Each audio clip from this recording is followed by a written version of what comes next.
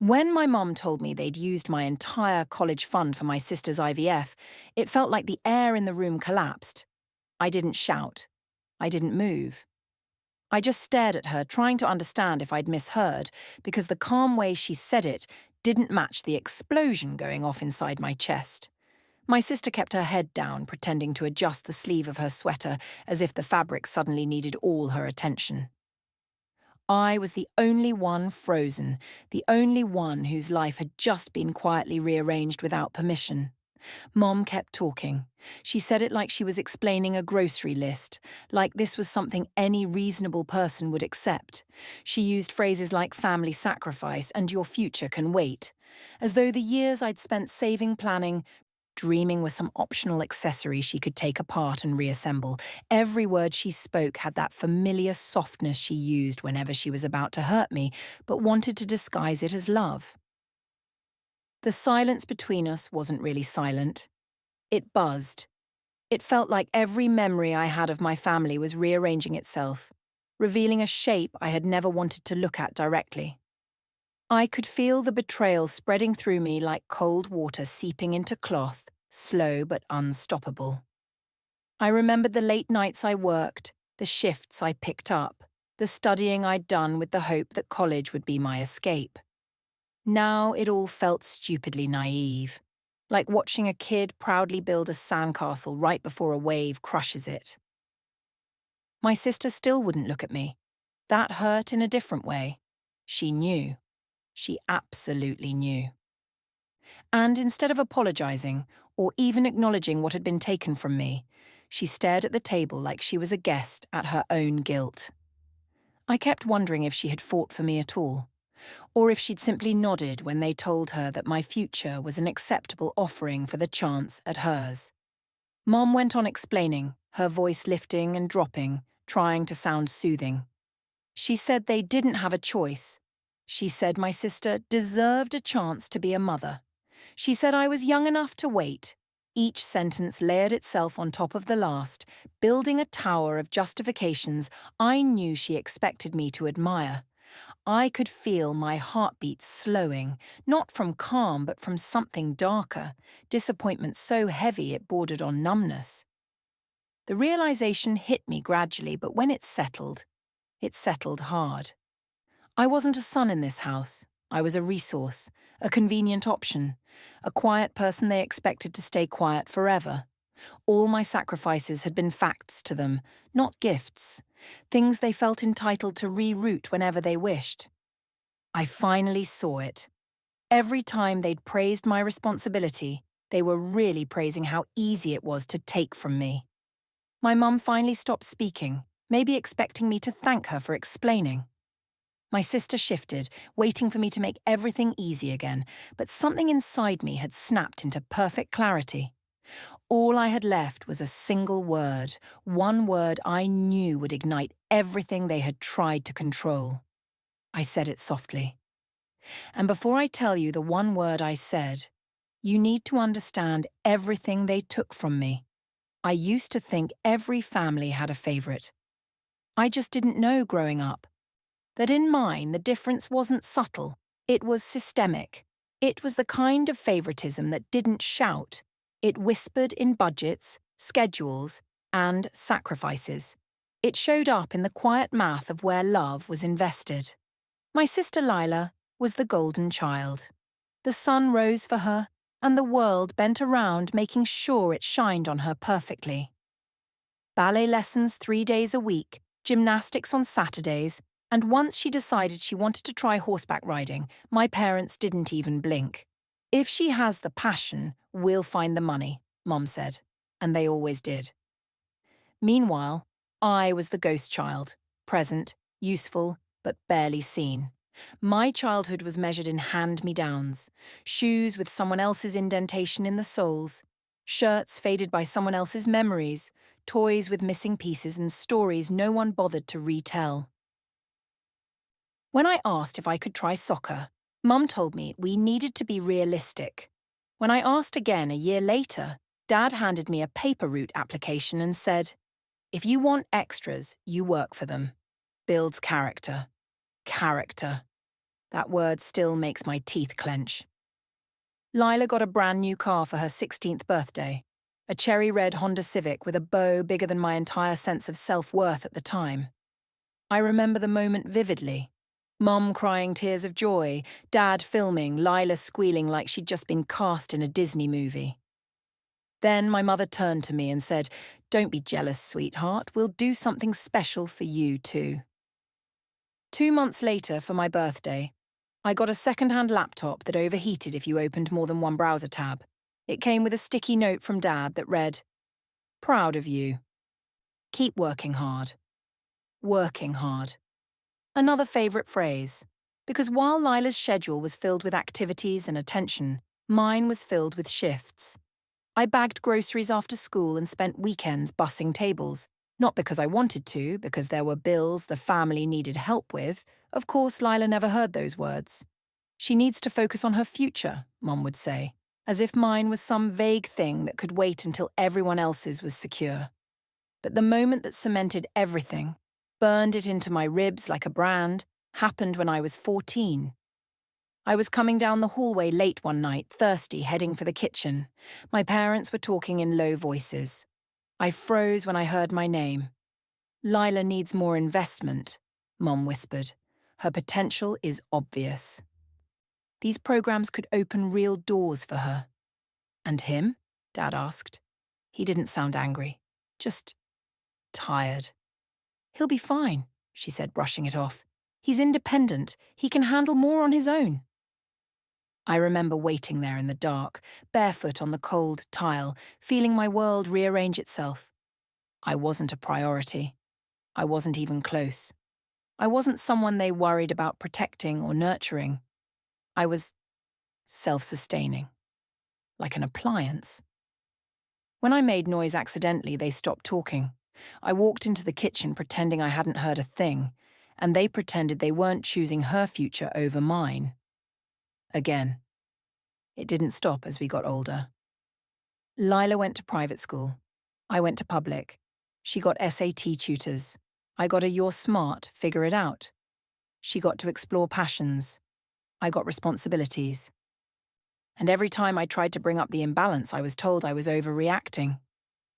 "We love you both," Mum would say, "just differently." As if different love wasn't supposed to feel equal. But I still kept faith. Some naive corner of my heart believed there was fairness tucked somewhere in the future. Dad told me once, "We're saving for your college. Don't worry. Focus on grades." So I worked. I studied. I held on to hope like it was a life preserver, believing that maybe, just maybe, there was a plan for me too.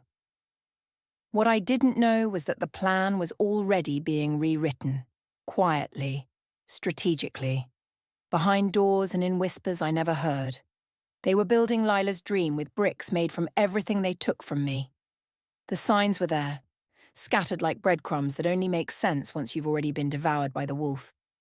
The temporary withdrawals, the "don't worry about it," the way Mom avoided giving me exact numbers when I asked about the college fund. I thought my parents were flawed but fair. I thought loving a family meant giving them the benefit of the doubt. I didn't know loving them meant they felt entitled to take from me, take until there was nothing left but my silence. But even back then, I didn't know the biggest betrayal was already being planned. By the time I turned 14, I had already learned the difference between wanting something and earning it. In my house, wanting was for my sister. Earning was for me. My first job was bagging groceries at Morton's Market, a place that always smelled faintly of oranges and floor cleaner. I'd rush there after school, still wearing my backpack, and clock in before most of my classmates had even finished their homework. I told myself it was temporary, just until I saved enough to start building the one thing I was clinging to: my future. Dad had taken me aside one evening, his voice carrying that proud, fatherly weight I rarely heard. "You're doing good," he'd said, hand on my shoulder. "Every dollar you save, your mum and I will match it. This is going straight into your college fund. You're setting yourself up for success." I remember the way those words bloomed inside me. A matched college fund. A future I was building with my own hands. It felt like something solid, maybe the only solid thing I had. So I made a promise to myself that night. I pulled out a cheap spiral notebook, the kind donated at school supply drives, and wrote on the front in thick black marker, "Future me." Inside, I listed every dream I could think of. Computer science major. Move out, at 18. Start a life where I don't feel invisible. The pages were uneven, the ink smudged sometimes when I got too excited, but it was mine. A map, a direction, and I kept my promise. Every weekend, every holiday, every summer, I worked. At 14, Morton's Market, bagging groceries until my wrists ached. At 15, stocking shelves in the back, lifting boxes heavier than I was supposed to. At 16, bussing tables at a diner that paid in cash, and back pain. At 17, construction cleanup, dust in my lungs, cuts on my hands, sunburns across my neck so fierce I peeled for days. Whenever my friends invited me out, I checked the schedule first. Usually the answer was no. When a teacher suggested I join the robotics club because I had the mind for it, I smiled and said I'd think about it, but I knew I couldn't. Robots didn't pay. My parents loved to brag about how responsible I was. At his age, I didn't have half his discipline, Dad would say at family gatherings, puffing out his chest. He's so mature, Mum would add, smiling as if she had built that maturity instead of demanded it. But responsibility was a double-edged sword. They praised it because it benefited them, because it let them assume I'd always handle the hard parts, because it excused them from lifting anything heavier than expectations. Every month, I'd take a portion of my pay, sometimes all of it, and hand it to Mom. She'd record the number in a notebook and say, "This is going straight into your fund. We're so proud of you."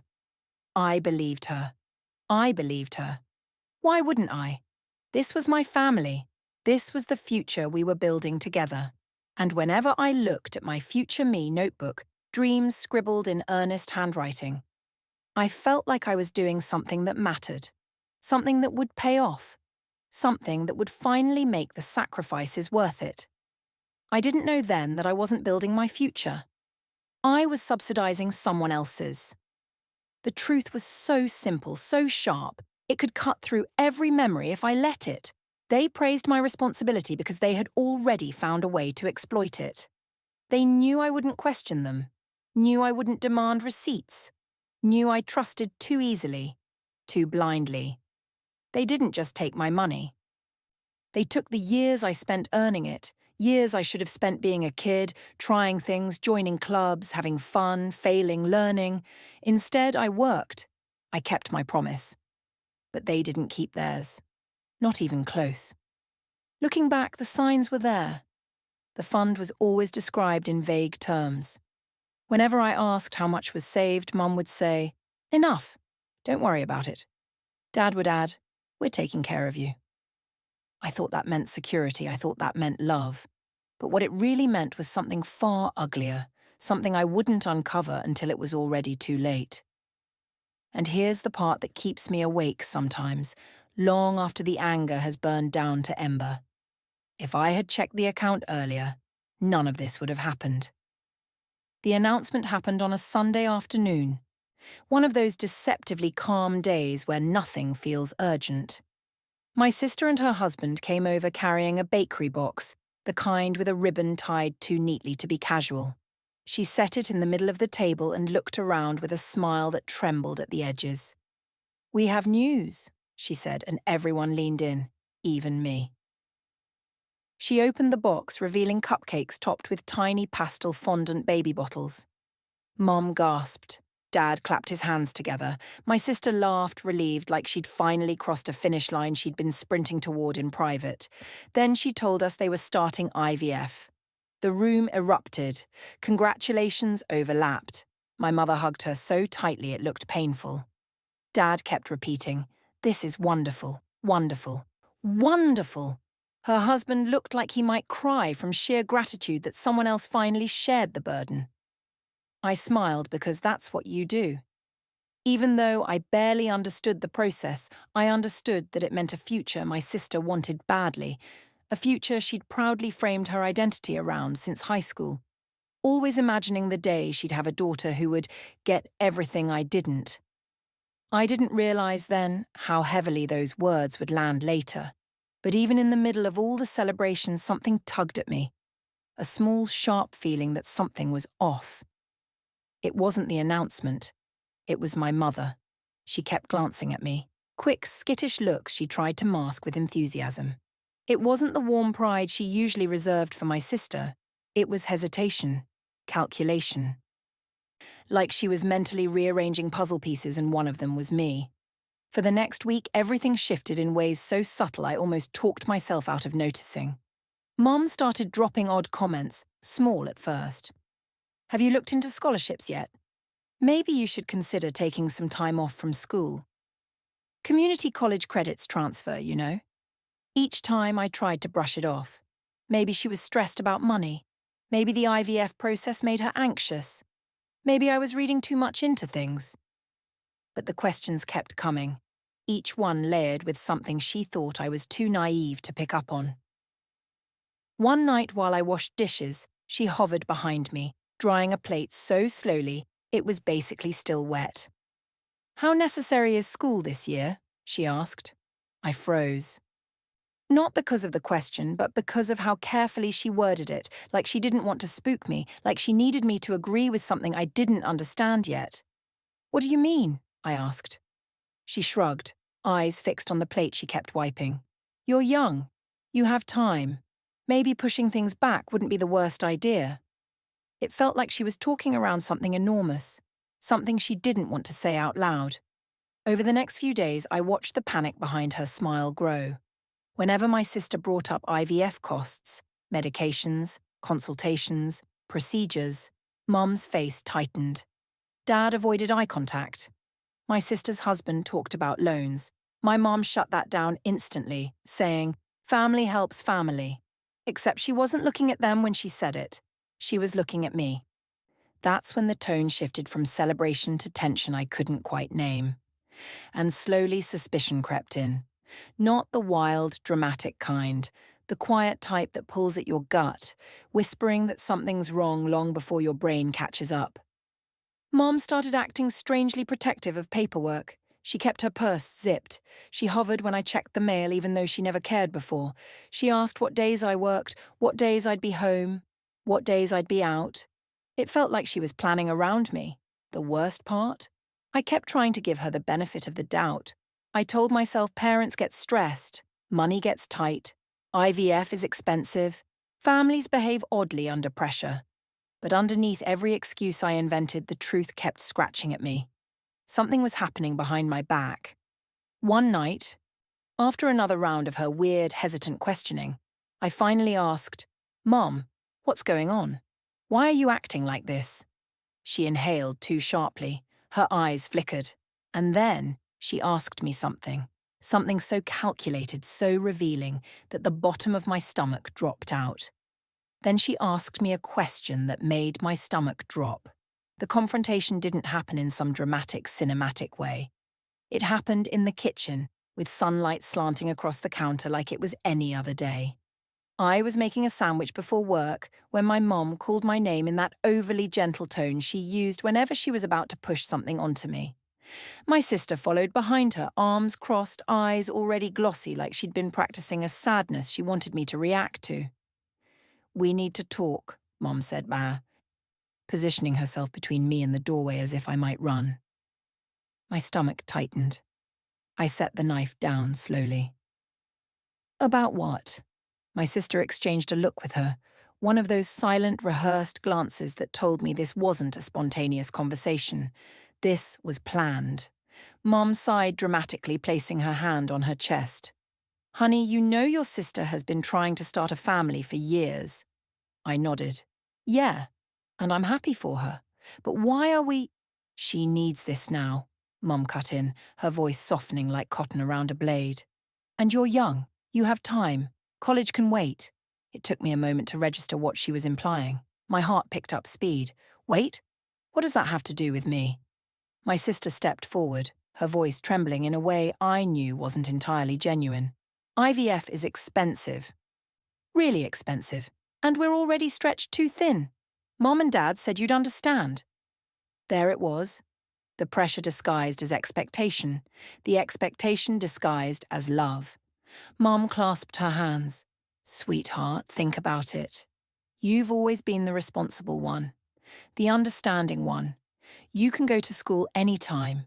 But your sister can't wait for this. Her clock is ticking. I felt the walls inch closer. This wasn't a conversation. It was an ambush. I've been working for years, I said quietly. I've saved. I've planned. College isn't just some optional hobby for me. My sister's expression shifted, careful, calculated.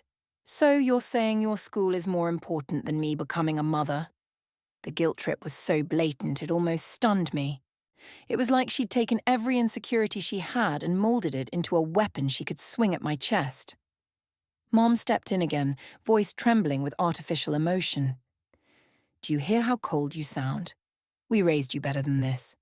Family sacrifices for each other. Funny, I said, feeling heat gather behind my ribs. I don't remember anyone sacrificing for me. They both stiffened. Mom recovered first. This isn't about fairness. This is about need. My sister nodded quickly. Exactly. You don't need college this year, but I need IVF. If I wait any longer, I may lose my chance. The entitlement in her tone was loud enough to drown out my own thoughts. I realized then that this was never a request. It was a decision they expected me to accept, the way I'd accepted every other imbalance growing up. I took a slow breath. I'm not giving up my future, I said. College matters to me. I've worked too hard for this. For a moment, all the softness vanished from my mother's face. It hardened into something sharper, frustration, disbelief, irritation, like I had ruined the script they expected me to follow. So that's it, my sister whispered. You're really that selfish? The word hit me like a slap. Not because it was true, but because of how quickly she used it, how easily they twisted what I wanted into something ugly. I'm not selfish, I said. I just finally figured out that my life isn't a backup plan for yours.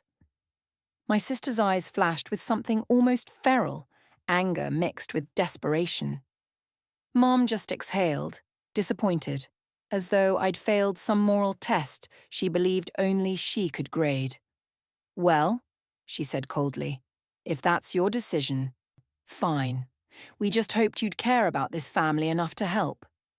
I almost laughed at the absurdity of it. Helping would have been choosing to give something up.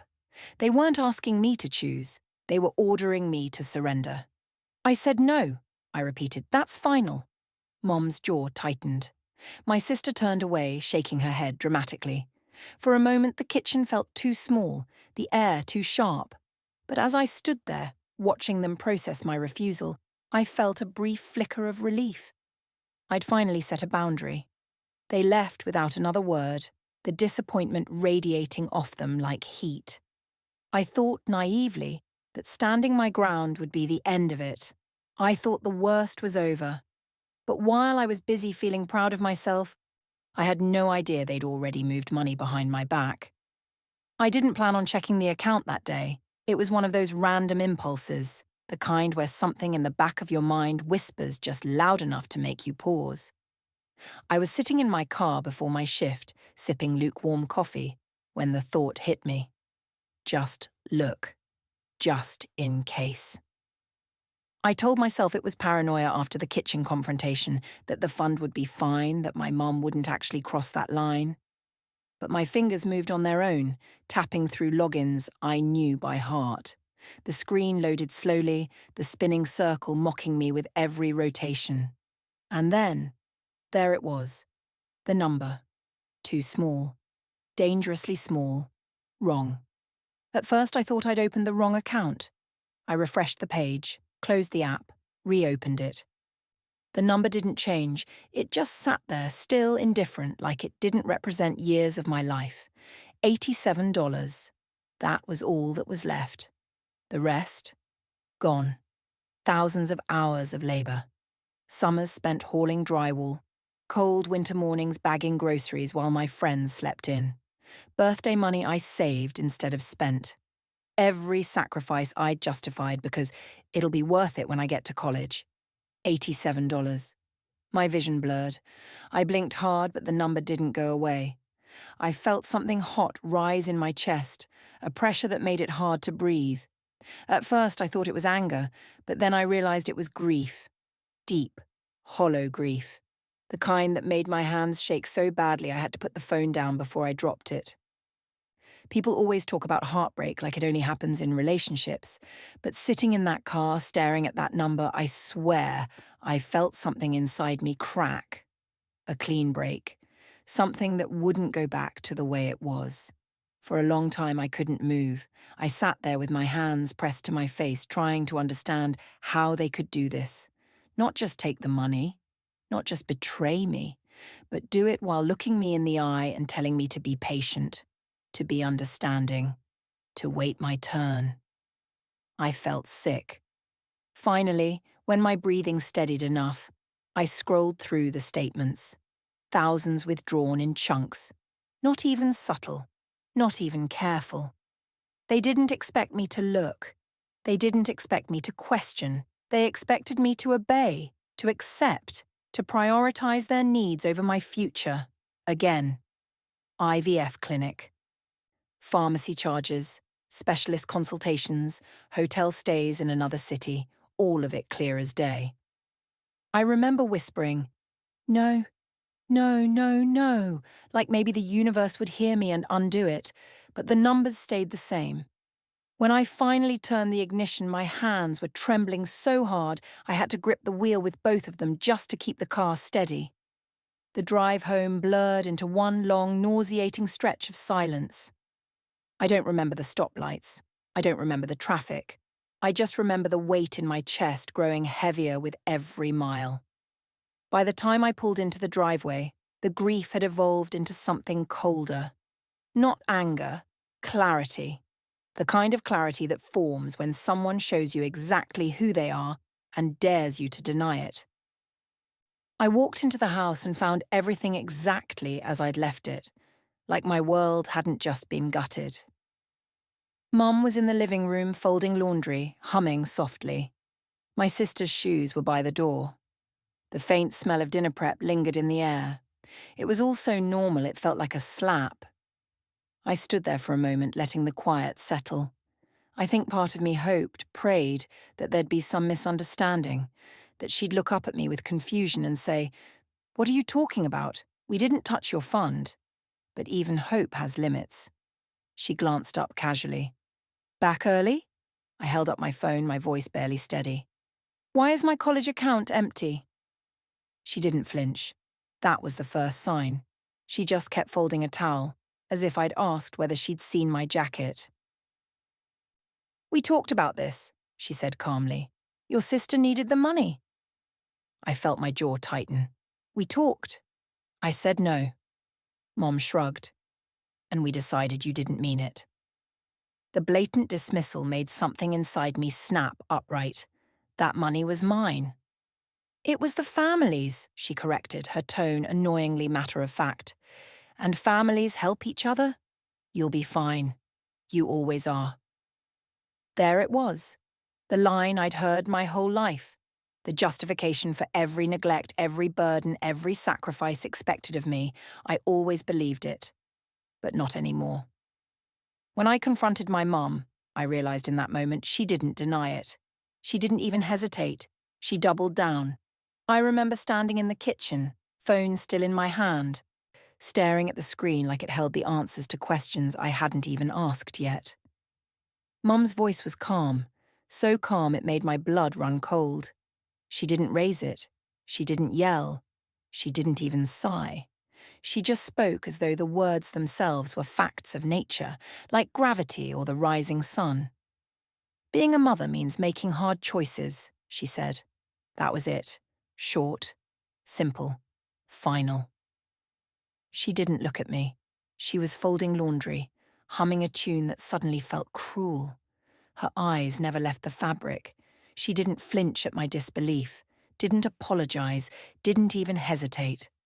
I wanted to shout, to cry, to throw the phone across the room, but my voice caught in my throat. I could barely breathe.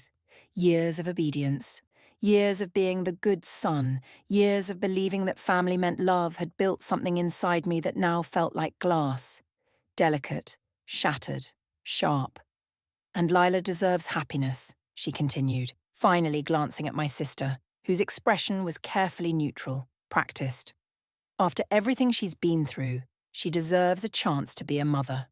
We're just helping her make that possible. I couldn't move, couldn't respond. My mind ran through a lifetime of sacrifices, hours of work at the grocery store, late nights spent tutoring myself, every single dollar I'd contributed to that college fund. I had believed in her promise. I had believed she was keeping hers. And yet here she was, telling me my life, my future, was nothing more than a convenient tool for someone else's dream. Her words weren't just words. They were a verdict, a judgment, a statement that I was secondary, disposable, replaceable.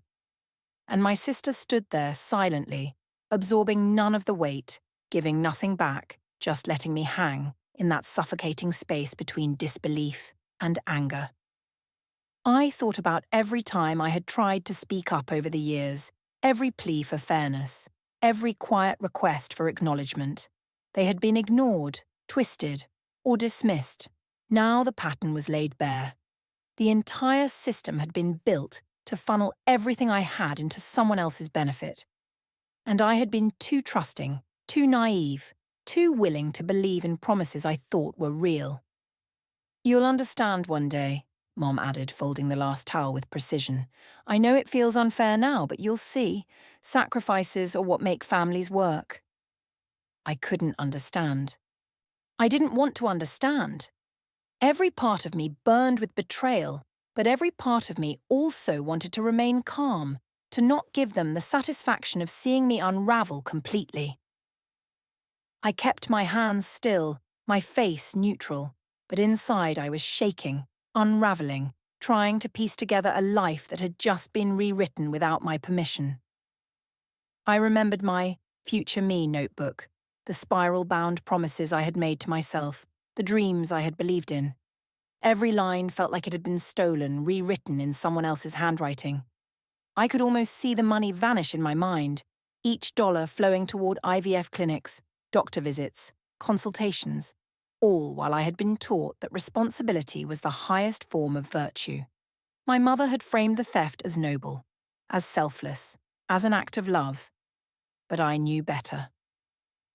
I knew the truth of it. It wasn't about love. It was about control, about entitlement, about using my compliance as a tool for their convenience. I wanted to scream. I wanted to demand answers. I wanted to make them see, really see, the weight of what they had done, but words failed me. I didn't even know where to start. My chest tightened, my hands trembled, my mind spun between grief and fury, and then, almost casually, she said it, the sentence that would tattoo itself into my memory forever. 7 words, simple and devastating, that captured the entirety of what they believed and what I had lost. And then she said the 7 words I can never forget. The words echoed in my head like a broken record. "You'll understand one day. Sacrifices are what make families work. You'll thank us when you're older." I sat on the edge of my bed, letting them wash over me, and for the first time in years, I felt my control crumble. I had been the responsible one, the strong one, the son who didn't need much. I had taken the brunt of unfairness silently, swallowed every injustice, smiled when I was expected to, praised my sister when I was meant to, and kept my dreams locked in that spiral-bound notebook no one ever opened. But tonight, sitting in the dim light of my room, I finally allowed myself to feel everything I had been taught to suppress. The disappointment, the rage, the grief. It hit me all at once, raw and unfiltered. Like a wave I couldn't swim against. My hands shook, my chest burned. I felt hollow, yet somehow filled with a dangerous clarity.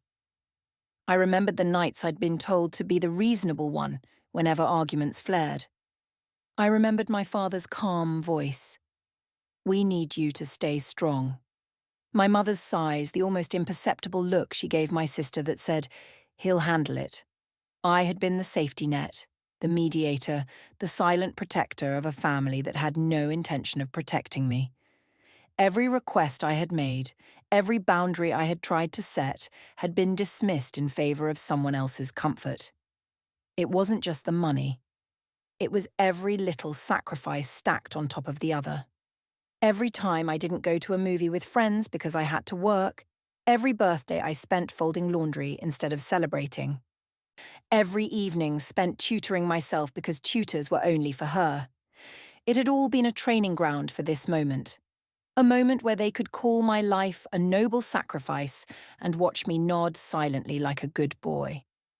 But I didn't nod this time. I stood up and left the house. The air outside was sharp, almost cruel in its clarity.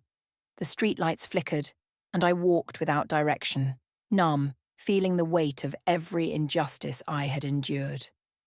My mind wasn't calm, it was racing, sharp and calculating, piecing together everything I had observed, everything they had done, everything they thought they could get away with. When I returned home hours later, I didn't enter the kitchen. I didn't confront them. I went straight to my laptop, a plan forming with each keystroke, each search bar, each link I clicked. I searched scholarships, merit-based, need-based, emergency funds for students who had been wronged. I looked into financial aid loopholes. I studied student loans, grants, and programs designed for kids whose families had failed them. And then, cautiously, I started researching legal options. I learned about accounts they couldn't touch, about parental obligations, about emancipation-like steps that could give me control over my own finances while I was still young enough to act. I read forums, legal blogs, and financial advice columns. I absorbed every word, every example, every case study. I felt something I hadn't felt in years, possibility. It was intoxicating. Not hope in the vague sense, but the sharp, tangible kind. The kind that comes when you realize someone else's control isn't absolute. That there are rules. That there are ways to reclaim what is yours. That even if they thought they had stolen your future, you could still fight to take it back. Hours passed, the night deepening around me. My fingers hovered over the keyboard, compiling lists, making spreadsheets, drafting letters in my head. Every option felt like a step toward reclaiming something they'd tried to erase from my life. Every click felt like the first movement in a dance I'd been forced to learn but had never wanted to. By the time I closed my laptop, exhaustion had settled over me like a blanket, heavy but oddly comforting. For the first time, I felt the shift, the seed of defiance taking root in a garden that had been neglected for far too long. I had been trained to obey, trained to be quiet, trained to accept that my sacrifices were for the greater good of the family. But now, the rules were changing. Now, I could fight, and I was ready. I leaned back in my chair, staring at the ceiling, imagining the possibilities, the steps I could take, the paths I could forge. My heart was racing, not with fear, but with purpose. And then, in a forum buried deep under legal advice threads and scholarship applications, I found something. Something small, something technical, something so powerful that my pulse spiked and my breath caught in my throat. I found something that would flip everything. The next morning, I woke up with a renewed sense of purpose. The anger and grief from the night before were still there, simmering, but they were sharper now, focused. I wasn't going to let the betrayal stand unchallenged. I grabbed my laptop, documents I had saved from previous bank statements, and copies of old pay stubs. I needed to know exactly what I was dealing with before I spoke to anyone. The first discovery surprised me. Part of the college fund had been legally in my name all along. My parents had set up a joint account, but the signature line clearly included mine. That meant something. It meant that whatever they had done, Draining the fund without my consent wasn't just morally wrong, it was illegal. I felt my pulse quicken. All those years of work, all the money I had contributed, all the trust I had placed in them, it wasn't gone. Not entirely. There was a way to make them accountable. The thought of finally seeing some justice made my hands shake as I typed into my search engine. Unauthorized withdrawal joint account legal recourse. It took hours of reading forum posts, legal blogs, and small claims court case summaries before I finally scheduled a consultation with a legal advisor. The office smelled faintly of coffee and paper, the kind of scent that screams bureaucracy, authority, and the weight of precedent. I explained the situation quickly, trying to compress the last few years of my life into a story that made sense in 15 minutes. The attorney listened quietly, flipping through my documents. Occasionally, she asked a pointed question. Did you authorize this? Were there signatures? Do you have proof of contribution? I nodded at each one. By the time I finished, I felt both exhausted and alive, as though the act of recounting everything had already begun to untangle the knot of betrayal inside me. Then she looked up, calm but firm, and said the words that lit a fire under my chest. You have every right to pursue this. Draining an account partially in your name without consent violates financial protection laws. You can reclaim the funds. You can even pursue charges against anyone who benefited, directly or indirectly, including your sister's husband if his income was used to match IVF loans. The room seemed to shrink around me. I blinked, processing the legalese through the lens of my personal history. My mind raced through every transaction, every withdrawal, every forced smile I had given them while thinking I was powerless. Now I realized I wasn't.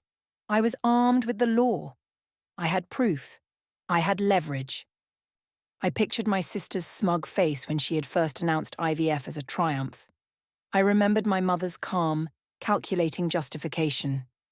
I imagined the look on Dad's face when they realized the person they had counted on to remain silent had finally found a way to make them accountable.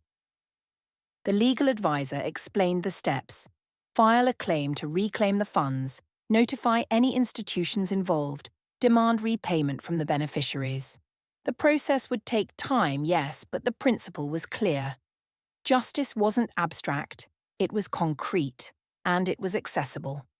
I could hold them responsible for the years of exploitation, the theft of my labor, and the betrayal of every promise they had made. I left the office feeling a mixture of relief, empowerment, and a strange anticipation. This wasn't just about money. It was about finally reclaiming a narrative that had been stolen from me. Every late shift, every summer spent hauling boxes, every hand-me-down, every silent sacrifice. They weren't erased. They were the ammunition I would use to rewrite the ending. Back home, I closed the door behind me and sat at my desk, thinking through the moment when it would all come together. The power was in my hands, yes, but it was more than that.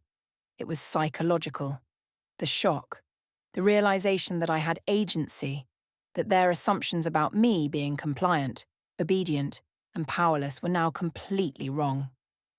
I smiled slightly, the first genuine smile in weeks. I could practically hear the gears turning in their heads, even though they had no idea yet. Their confidence, their certainty, their smugness, it was all built on the illusion that I would stay quiet. That illusion had just been shattered. The moment of truth, I realized, would hinge on something simple. One word. One carefully chosen word, said at exactly the right time, that would turn the tide. It wouldn't require shouting or violence. It wouldn't require revenge in the physical sense. It would require only the clarity of knowing my rights, my proof, and the precise moment to strike. Everything they had assumed about me, that I would remain the quiet, reasonable son who accepted sacrifices as natural, was about to be undone. And all it took to begin the avalanche, all it took to flip the entire narrative was one word. All I had to do was say one word. The tension in the house was almost tangible that night. My parents had insisted on a family dinner, claiming it was important to come together. I knew better. My sister hadn't said much all evening, pushing her plate around and nodding automatically at Mom's attempts at small talk. The air smelled faintly of roasted chicken, but even the aroma couldn't disguise the heaviness that hung over the table. When the moment came, my mother finally spoke. Her voice was steady but fragile, like she had rehearsed the words in front of the mirror all day. "Well, at least your sacrifice meant something," she said, eyes flicking toward me. It helped her try. Her words should have been comforting, but they landed like a punch. I felt the years of exploitation, every forced compromise, every stolen dollar, crash into me all at once. I had been silent, obedient, the strong one who sacrificed everything for the family's comfort. And now she had the audacity to frame my suffering as noble, as validation for a failed procedure. I looked at my sister. She avoided my gaze, fiddling with her fork. Her IVF hadn't worked. I could see the despair in her eyes, the raw vulnerability she usually hid behind smug confidence.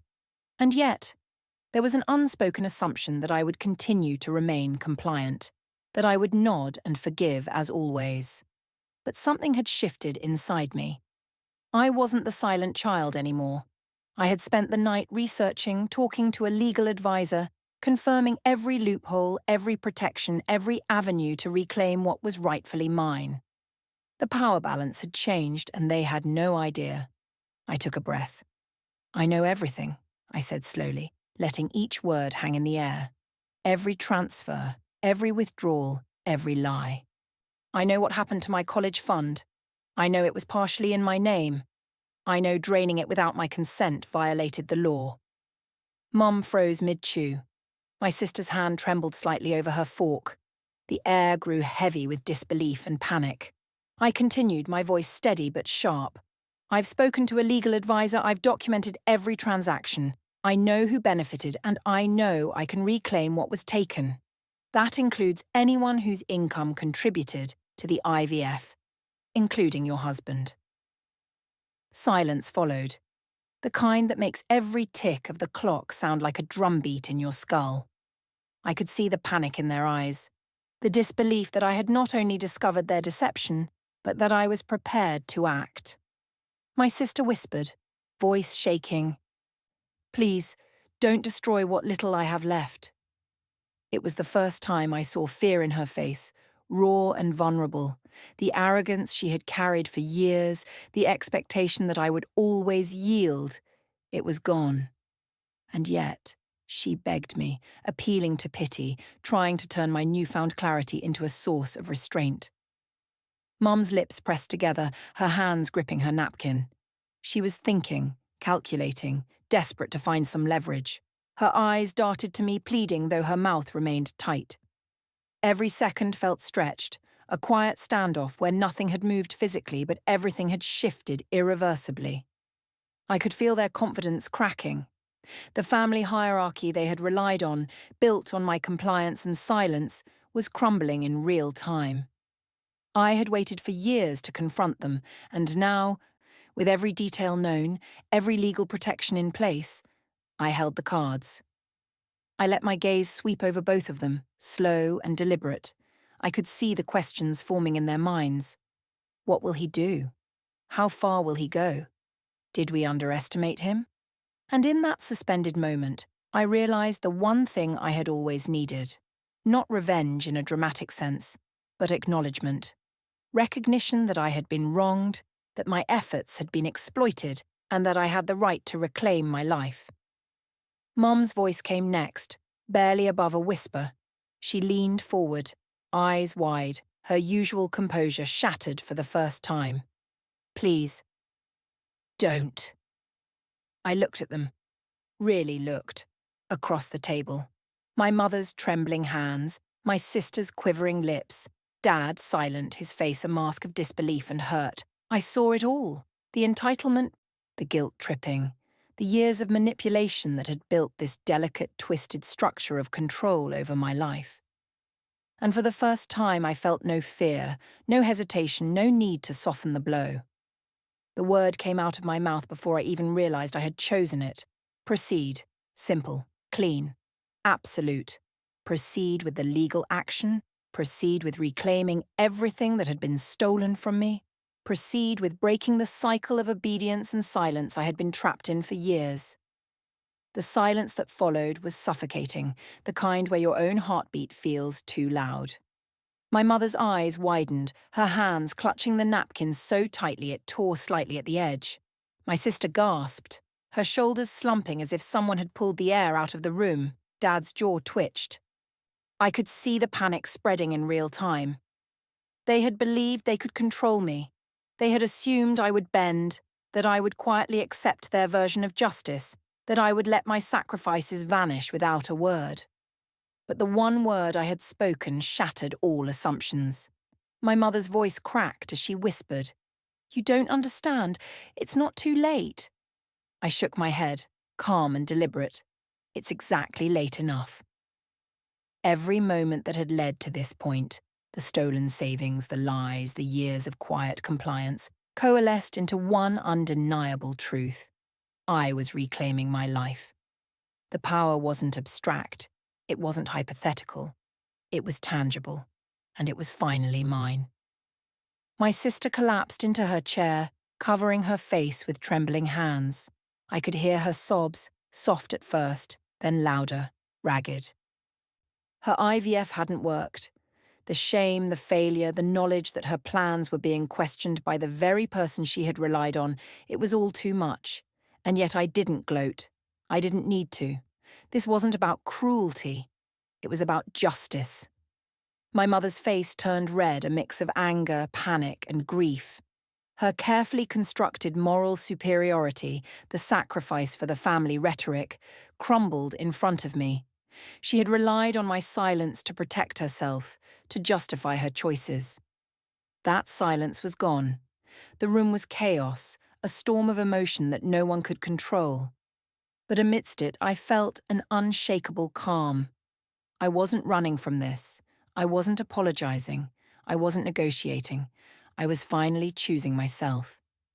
I stood brushing crumbs from my sleeve, the weight I had carried for years, the responsibility, the manipulation, the sense that I owed them compliance, fell away like an old coat.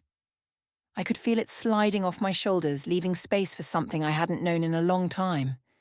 Freedom. I knew the next steps would be messy. Lawyers, documents, conversations laced with tension. But for the first time, I didn't dread it.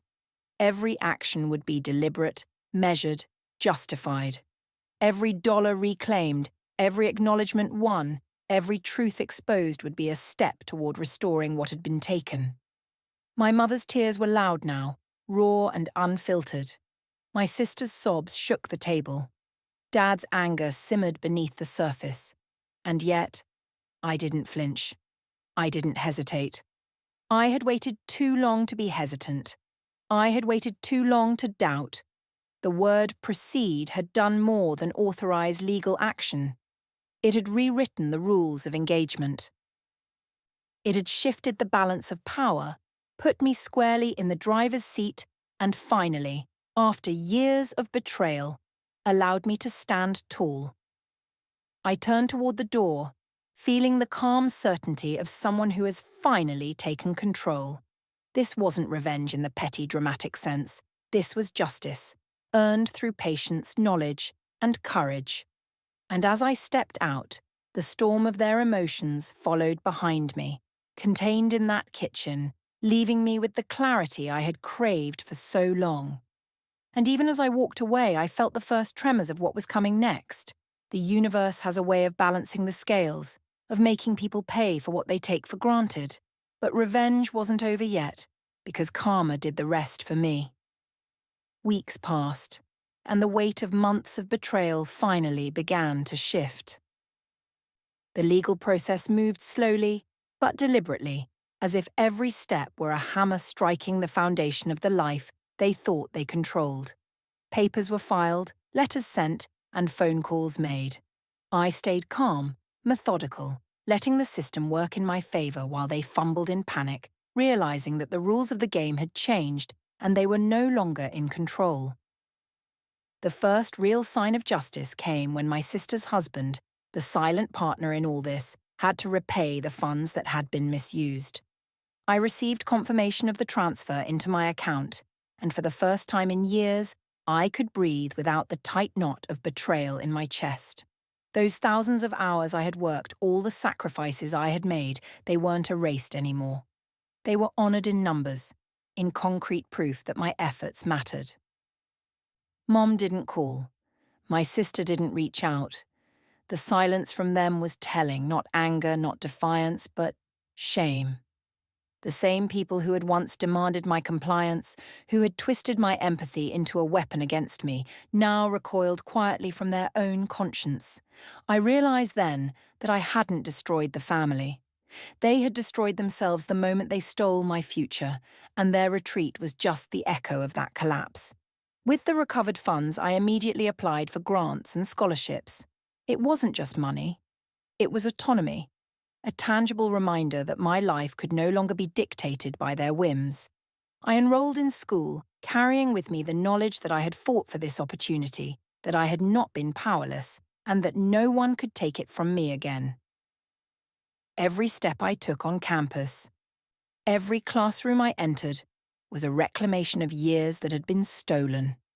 And yet, it wasn't just about money or school. It was about the intangible things: confidence, dignity, self-respect.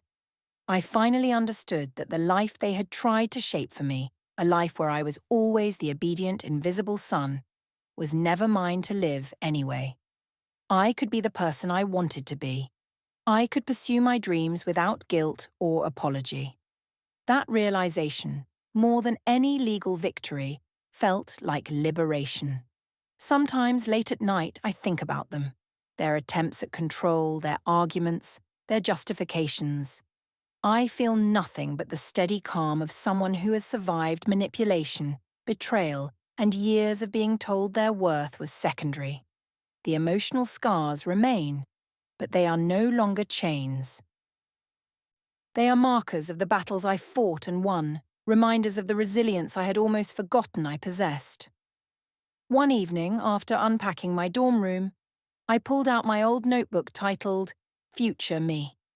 The spiral binding was worn, pages dog-eared and filled with plans, dreams, and promises I had written in my teenage hand. I flipped through the pages slowly, smiling at the determination that had once seemed naive, the goals that had once felt impossibly distant. And yet here I was, living them, one by one, on my own terms. I ran my fingers over the inked words, recalling the countless times I had whispered to myself, someday. That someday had finally arrived, not because they allowed it, but because I had taken it back. Every sacrifice, every tear, every silent compromise had led me here, and for the first time, I felt the true weight of freedom, the knowledge that my life belonged to me, and no one could ever steal it again. The irony wasn't lost on me. The same family that had once celebrated my sister's IVF as a triumph at my expense now existed at the periphery of my life, watching quietly, constrained by shame and the undeniable consequences of their own choices. I felt no need for reconciliation. Not yet. Maybe never. The closure I sought wasn't in their forgiveness. It was in my own reclamation of self. I closed the notebook, holding it against my chest for a long moment. The future I had once feared was lost. The one they tried to rewrite was finally mine. The power that had been denied to me, the respect I had been taught I didn't deserve, and the dignity I had been told I owed to others, all of it was reclaimed in quiet certainty. As I sat there in my dorm room, letting the calm settle over me, I realized the truth. I hadn't needed to destroy them. Karma had done what it always does, and I had gained something far more valuable, the life they tried to steal and the knowledge that nothing in the world could take it away from me. I was finally living the life they couldn't touch.